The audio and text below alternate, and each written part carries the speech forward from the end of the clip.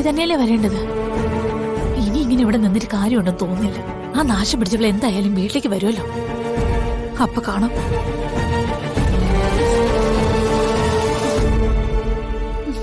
കിട്ടിയാലുടനെ ഞാൻ എത്താം. ഹലോ, ഈ പെൻഡ്രൈവ് ഇവിടെ തരാൻ പറഞ്ഞു. ഓക്കെ.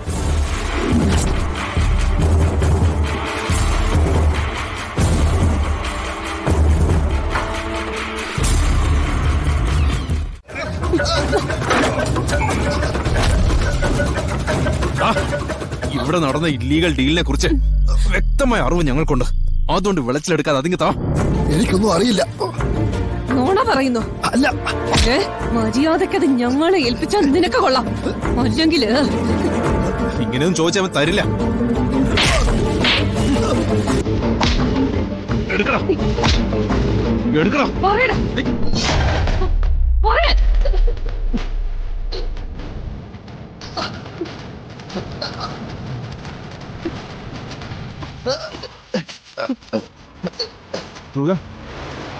തന്നെ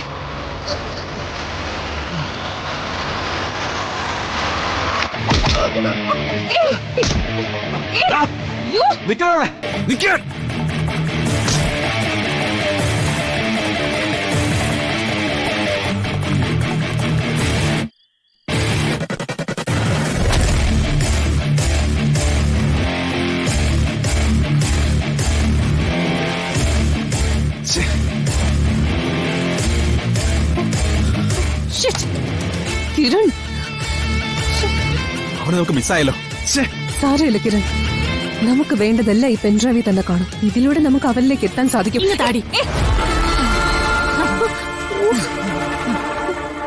അപ്പച്ചി, അപ്പച്ചി.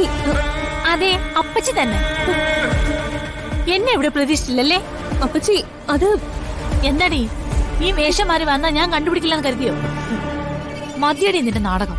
ഇനി എന്ത് തുണയാ നീ പറയാൻ പോകുന്നത്? ആന്റി, ആന്റി ഞങ്ങൾ തെറ്റിദ്ധരിച്ചതാ. നിർത്തടാ.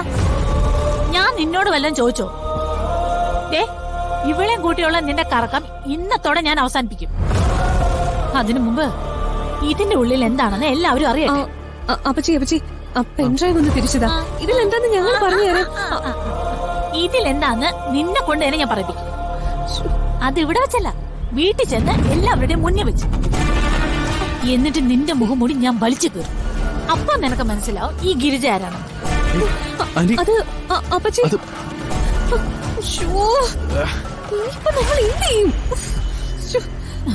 ഒന്നും ചെയ്യാനില്ല, എല്ലാം കൈവിട്ടു. അല്ല അപ്പച്ചി,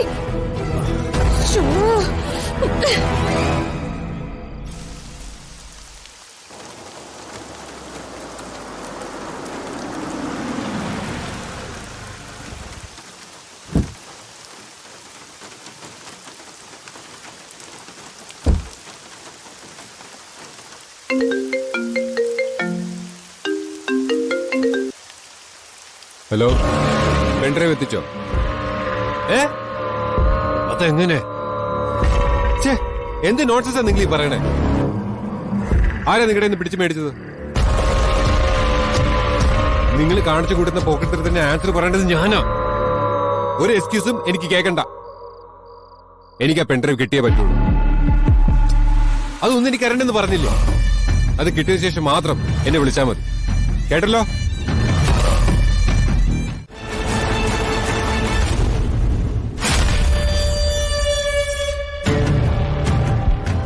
ഇത് സ്കൂളിലെ ആവശ്യത്തിന് പ്രിന്റ് എടുക്കാൻ തന്ന ചിത്രങ്ങളാ.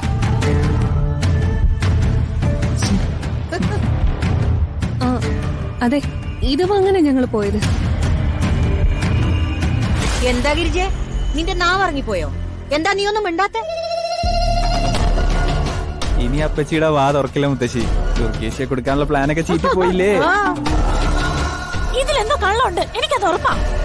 ഗിരിജെ, നിർത്തിക്കോ, അല്ലെങ്കിൽ നീ എന്റെ കയ്യിൽ നിന്ന് മേടിക്കും. വിവാഹത്തിന് ക്ഷണിക്കേണ്ടവരുടെ ഒരു ലിസ്റ്റ് തയ്യാറാക്കണ്ടേ? ആരെങ്കിലും ഒക്കെ വിട്ടുപോയാ പിന്നെ അത് വലിയ പരാതിയാവും. അതിനൊക്കെ സമയമുണ്ടല്ലോ.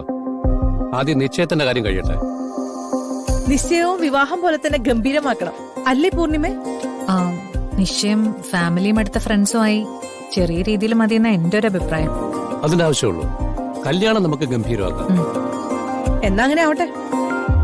നീ പൃഥ്വിയുടെ കല്യാണക്കാര്യം ചന്ദ്രസേനെ അറിയിച്ചോ? അവന്റെ ഒരേ ഒരു അമ്മാവനല്ലേ?